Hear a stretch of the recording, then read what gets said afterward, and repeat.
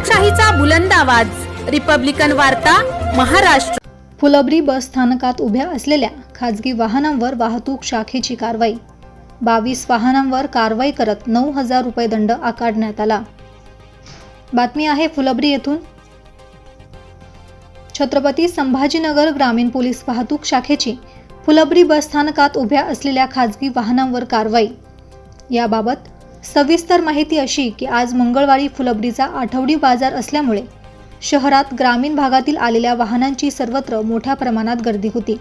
तसेच गर्दी आजही शहरातील बस स्थानक, मोटारसायकल आणि चारचाकी वाहनांची गर्दी मोठ्या प्रमाणात दिसून आल्याने वाहतूक शाखा छत्रपती संभाजीनगर ग्रामीणचे पोलीस निरीक्षक किशोर पवार यांच्या आदेशाने वाहतूक शाखेचे पोलीस कर्मचारी यांनी अचानक बस स्थानकात येऊन तेथे नो पार्किंग झोनमध्ये उभे असलेली वाहने बेशिस्तपणे आणि अस्ताव्यस्त इकडे तिकडे उभे असलेले एकूण 22 मोटारसायकल तसेच चारचाकी वाहनांवर कारवाई करत 9,000 रुपये दंड आकारण्यात आला आहे।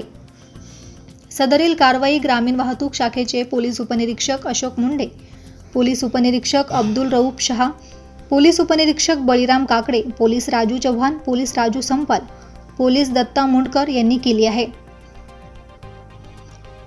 रिपब्लिकन वार्ता महाराष्ट्र वृत्तवाहिनीसाठी औरंगाबाद मराठवाडा उपसंपादक अकबर शहा।